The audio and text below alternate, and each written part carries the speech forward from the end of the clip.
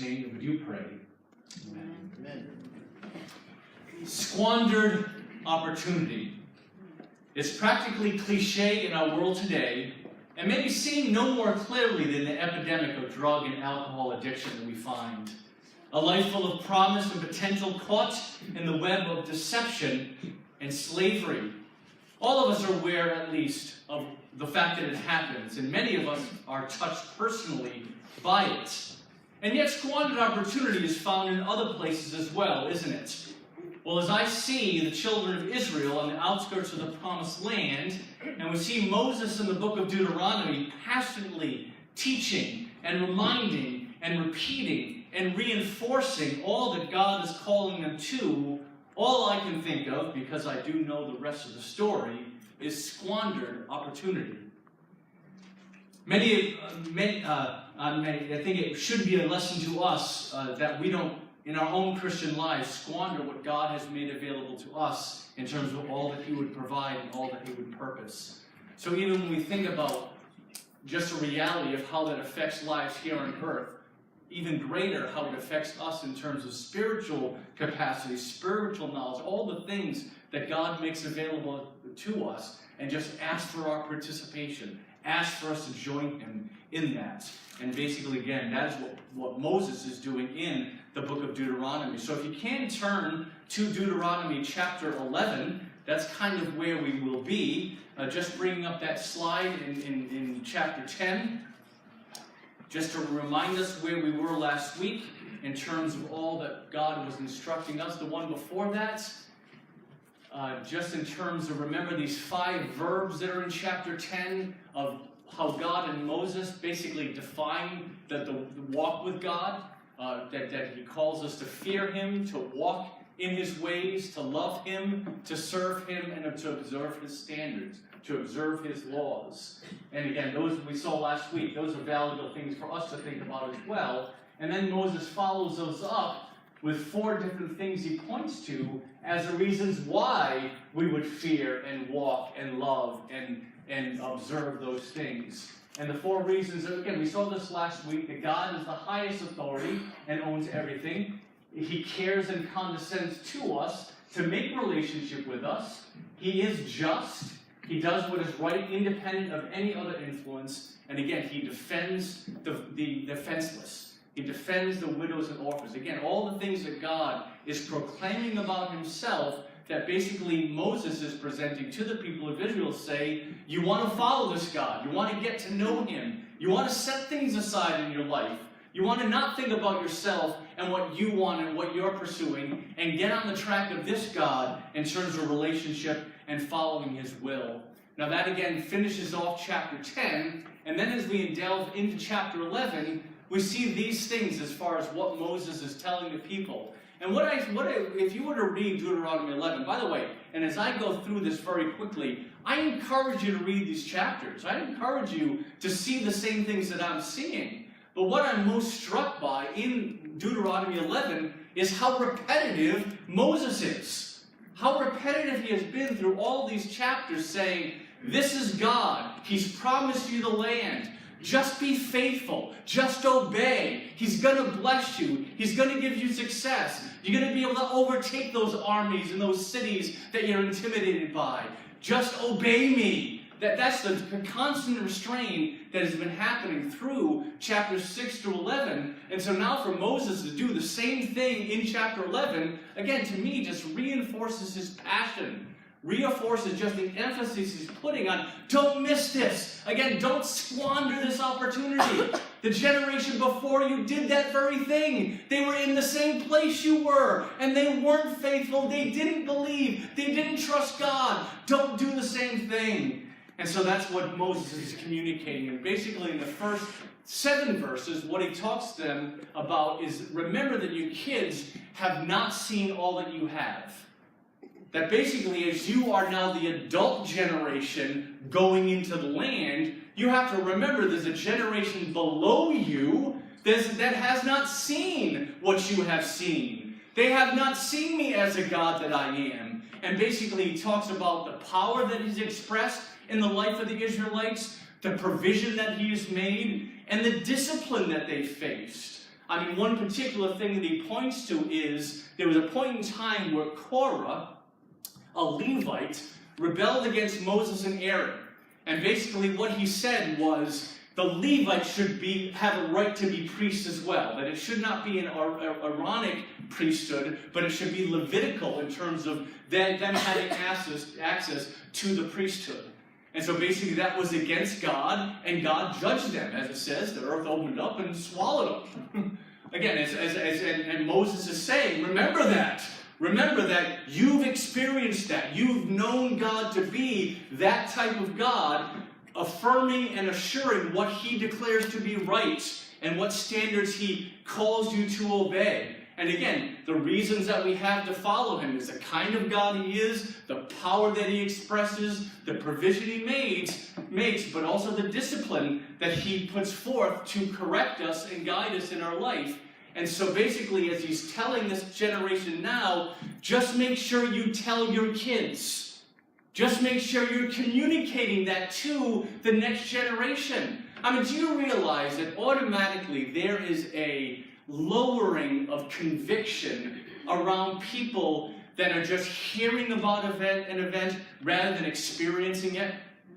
You know, that's what causes this generational lag, that people who come to Christ and they're enthusiastic about him, and basically now they're living out their lives, they're communicating to the younger generation, and the younger generation is just a little less passionate than that generation. And then they raise kids, and they're a little less passionate, and then the next generation is a little less passionate in terms of what they believe. And then what you have is you have a devolving of society and faith in God, because now you have a generation that, who's God? We didn't even know who he is. We didn't even care about what he thinks or what he's doing. And let me tell you, that's where we are. That's where we are in our country. That when I talk about my generation, we're like 4 and 5 generations from a strong generation living in the conviction of God. And now when my generation has communicated to our kids, again, the glory of God, the purpose of God, the vision of God, they just didn't get it. And so now they're having children, and those children now, this generation that's in middle school or high school, has no clue about who God is. Because again, there's this generational drag that happens in faith. And what Moses is saying is, don't let that happen. As you've talked about what you've experienced and what you've seen, you have a knowledge of God and understanding of God that you have to cherish in terms of what you've been through. But then communicate that to your kids. Make sure you're living it out. I think part of it is, again, realizing you've got to tell your kids about it. Another part of it is conviction or accountability. Realize you're accountable to that information. Like, once you know something about God, once you understand that this is what he would desire of you or will or provide for you, and now you don't live in it, just realize there's a greater accountability in terms of your life. So those are the two things, again, that are happening in verses 1 through 7, where Moses just, again, reinforcing your kids did not go through this, you did. So that means something. Now, what we find in chapter 11 is different phrases that are repeated that reinforce what Moses is talking about. And what we find is the he did it is what is repeated. He did it. God accomplished. God worked. God did it. And again, it's that phrase, he did it, he did it, he did it, he did it, he did it. Again, all, when he's talking about the events of their history, pointing to the God that accomplished that. Then basically in chapter 11, from verses 8 through 17, the land is the thing that is emphasized. The value and importance and the specialness and unique nature of the land of Canaan in terms of what God's thoughts are about it and the provision that God would seek to make through it. Basically, what we find here in terms of what God is talking about in terms of the land is he is talking about the beauty of the land, the flowing milk and honey, the blessing of the land, the bounty of the land, all the benefit. The fact that the land right now is occupied by Canaanites, and you need to come in, you need to take it over because that land is yours. I mean, basically, verse 18 is not that one, right?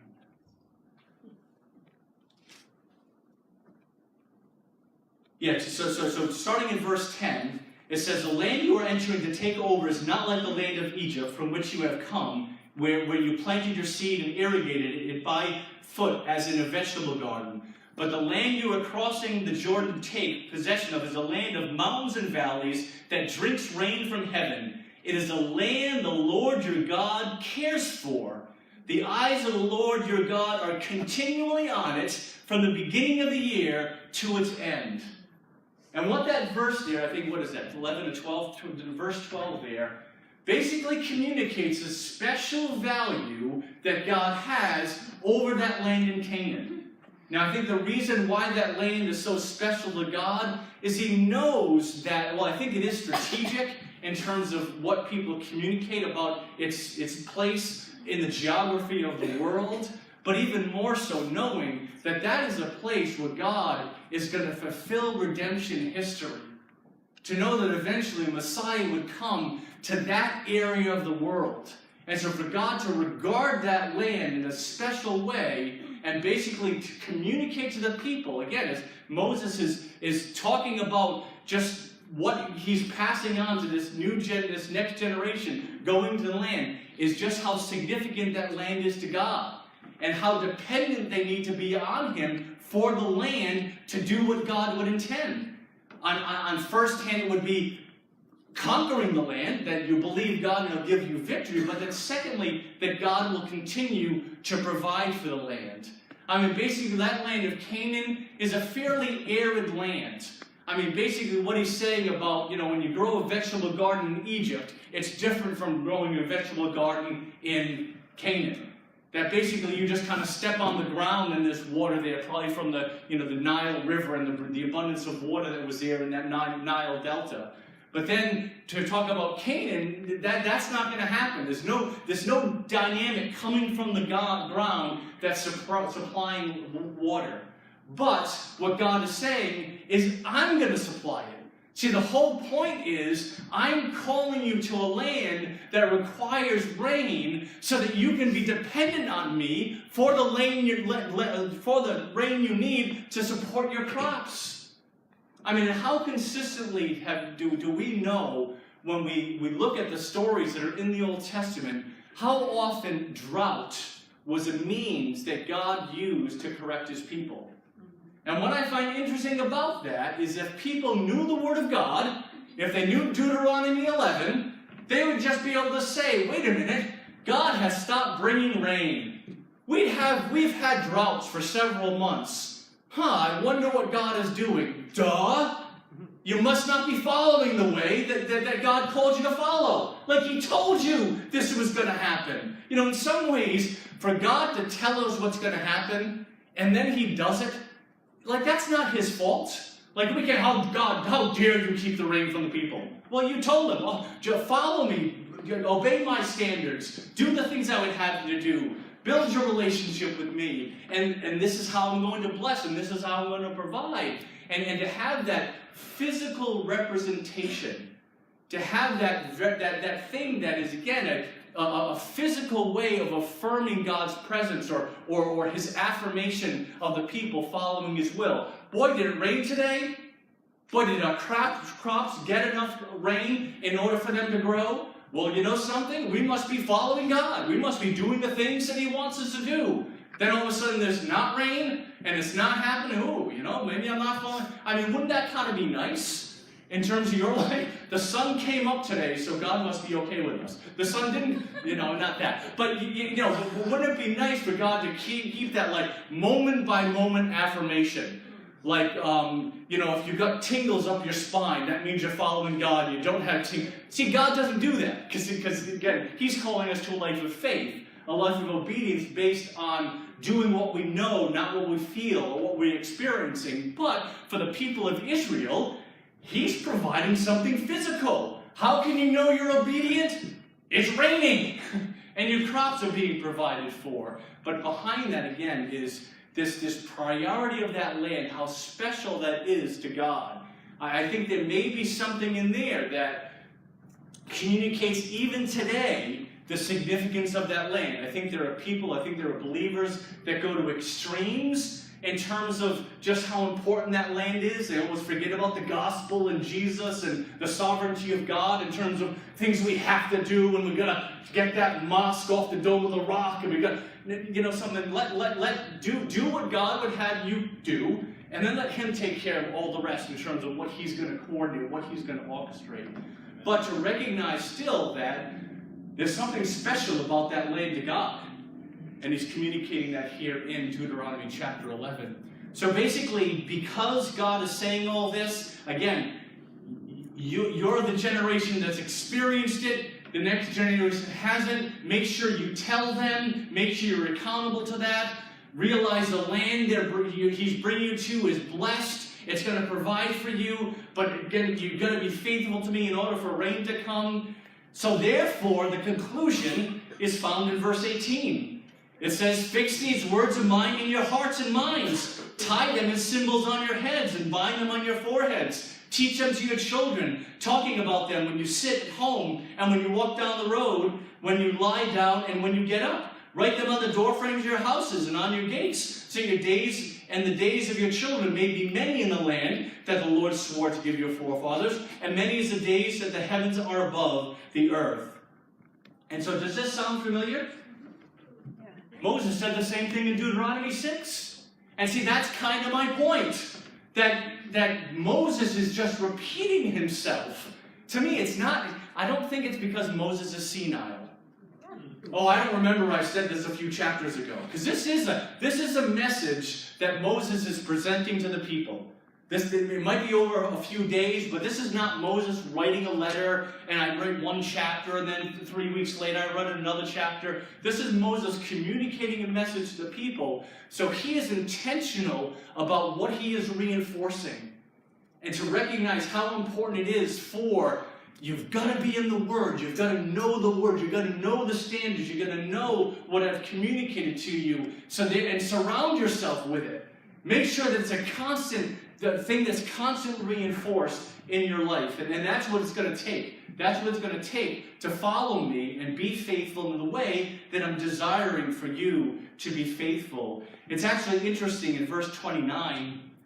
Well, actually, let me read 26 through 28 just because it's on the slide there. But then we'll go on to 29. See, I'm setting before you today a blessing and a curse. The blessing if you obey the commands of the Lord your God that I'm giving you today. The curse if you disobey the commands of the Lord your God and turn from the way that I command you today by following other gods which you have not known. When the Lord your God has brought you into the land you are entering to possess, you to proclaim on Mount Gerizim the blessing and on Mount Ebal the curses. And so what's interesting in terms of, again, a teachable moment that God is calling the people to is that once they're in the land, there's these two mountains that are kind of side by side, and there's a valley in between. And so what Joshua actually does with the people is he takes certain tribes and puts them on one mountain, other tribes on another mountain, and basically when Joshua and the leaders and the priests stand in the middle of the valley, and when they proclaim the blessings, the people on the mountain, for the blessing mountain, they applaud and they praise God in terms of their worship of God. And then when he declares the curses, the people on the other mountain, they'll applaud. They applaud that God is reinforcing that truth. They're not wishing or desiring the curses, but they're recognizing that God gives both blessing and cursing to teach us. Because we need both. We need to be told what's going to happen if you do this.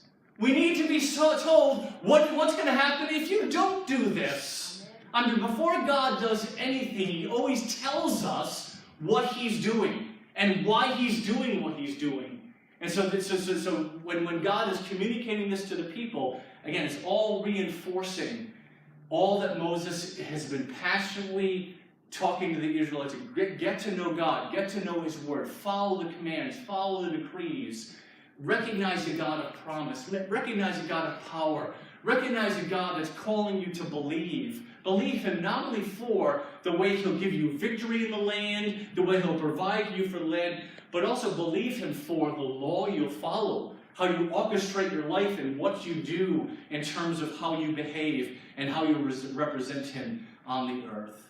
And so basically a very important transition happens between Deuteronomy 11 and Deuteronomy 12.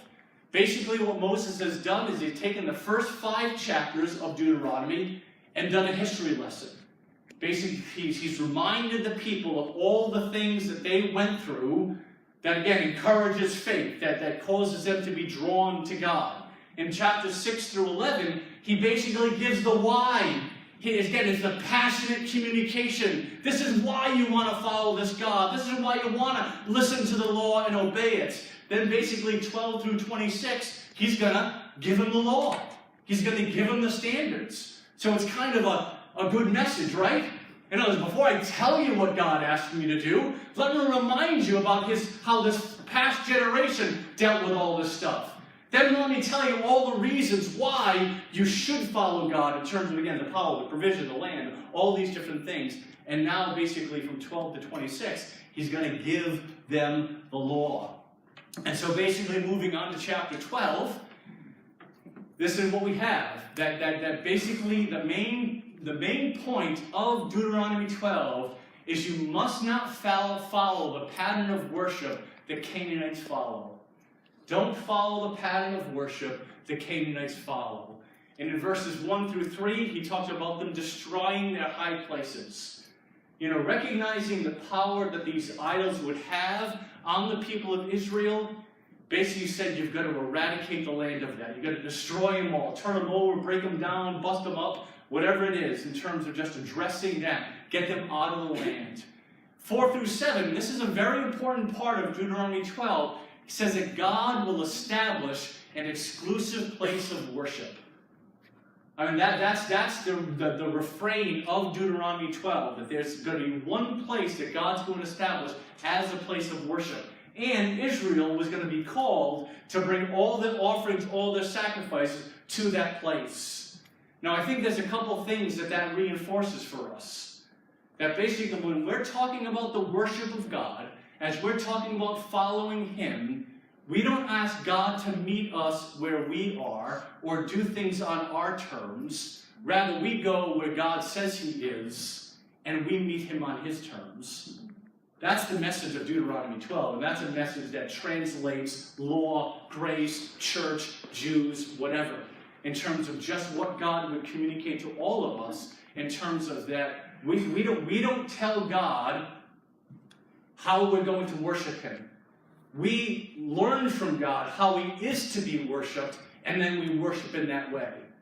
Like, we don't say, well, God, I want to worship you like this. Well, and maybe that this is something opposed to the word.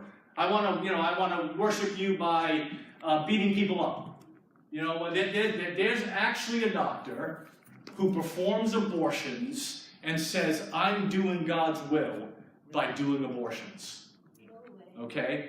And so, what could be a more graphic expression of someone thinking, hey, this is what I do to glorify God? Well, guess what? If God doesn't say that glorifies Him, if you're not in the, this is a more common thing that happens. People say, well, so I don't feel like I need to go to church to worship God. Yeah, you can worship Him at the beach, and you can worship on the mountains. But you know something? Church is something God has established as a place for people to gather, to grow, to build relationship, to edify, and to learn and work together in terms of fulfilling the purposes of God. I mean, all the things that God would intend for the church, God would call people to be involved, to be here, to be present. Again, don't think, well, I can worship. Yeah, of course you can worship God in other places, but this is a primary place you should worship Him.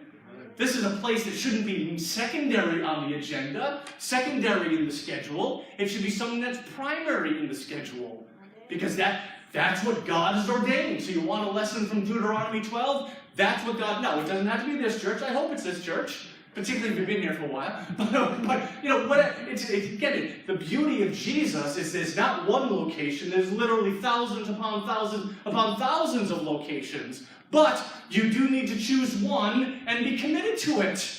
In terms of what God would seek to establish through a body of Christ, consistency is one of the most essential parts of that.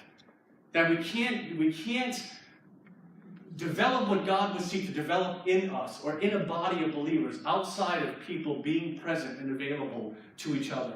But so again, I think that's the first thing that God saying there's one place to worship.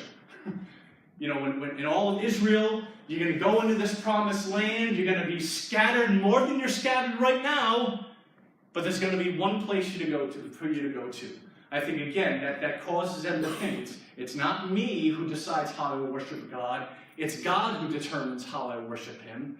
But then secondly, it also reinforces the singularity of God. You know, God, you know, the Israelites were, involved in a world that had pantheons of gods. That they would have different high places in different high places in different areas because, hey, this is where you worship Baal, this is where you worship Asherah, this is where you worship this other Canaanite god. And they have different locations reinforcing to them there are different gods.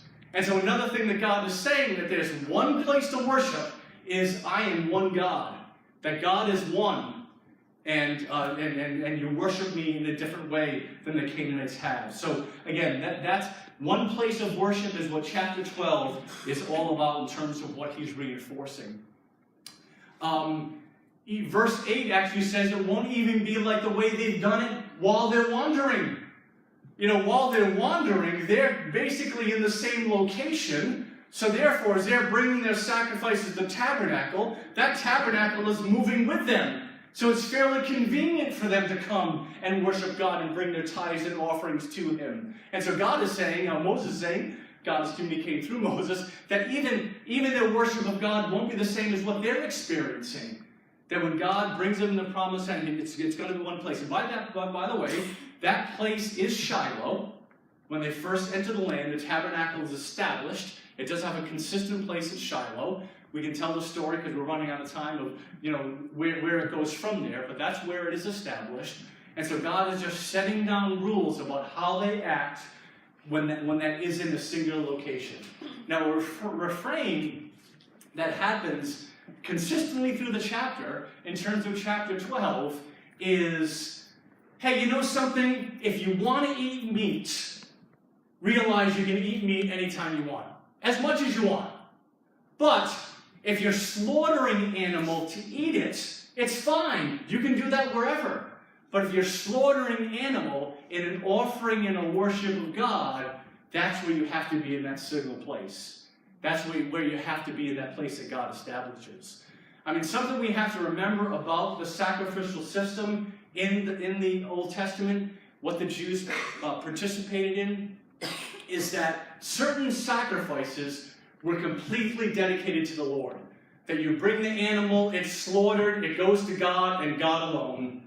Other sacrifices, some goes to God, some goes to the priests. And that's what that sacrifice is. Then, some sacrifices go to God, go to the priest, and then come back to the giver. And so therefore, there's actually like a fellowship, community aspect to the sacrifices. So basically what people could say, and I think what Moses is addressing about, hey, if you want to just have meat and join with your family and friends eating meat, again, if it's not for sacrifice, it's not about making an offering, do it wherever you want. But once it's for offering, because to the Jews, part of that sacrificial system was, hey, you know something? I'm going to go make sacrifices to God. Come along with me. There's going to be extra, too much for my family. Bring your family along. Maybe you'll bring an offering too. I mean, realize that the worship of God in the tabernacle, was a connecting and a binding thing for the Jews. Like all of them were supposed to be doing what they're supposed to be doing. So they're all supposed to be bringing tithes and offerings and sacrifices and seeking forgiveness and providing for the Levites and all the different things that God would be calling them to do. So when everyone realizes they're on the, hey, you go to the tabernacle today? You taking that trip to Shiloh? Well, let's take it together. And let's have a family reunion, or let's have a community event where we're going to Shiloh and we're going to be making our sacrifices. And by the way, part of those sacrifices are going to come back to us, so we'll have a grand old party. I mean, it really does communicate about our God, that He's not just about our relationship with Him, He's also about our relationship with each other. That God is pleased. Your family eats together. The church eats together. We share a meal together. There's nothing that, food is something, food and relationship go very well together in terms of what the world internalizes as well as what God communicates. And that's really what is communicating. When he talks about you can slaughter an animal anywhere in chapter 12. If you read that, that is always about, it's not for sacrifice, it's not for offering. Because of the fact that certain offerings would be about them. Hey, you know something? I really like some meat tonight. Ever get in that mood? I want a nice steak. I'm going to have some chicken tonight. Or whatever. So therefore, you're in the mood for meat. And so therefore, what they would say is, I've got this bull. And I could sacrifice this, and I could have my family eat it, my friends eat it in the community. Or what I could do is I could make a fellowship offering to God and recognize my appreciation for Him providing me this bull. And so therefore, I'm going to kill the bull. I'm going to give God part of it. The priests are going to get part of this. But then I'm going to receive some of it too. And so therefore, my need is being addressed in the presence of God's desire being addressed. And that's the neat picture of what Deuteronomy is communicating, again, about this single place of worship. Let me just close out the chapter by just expressing, first of all, just realize how much better Jesus is. Again, he's particular about worship. He's particular about the kind of people we're becoming, all those things. But, the fact that we access God any moment of any day, the fact that you're on vacation and you're in Florida and, hey, we can find a church here, and the church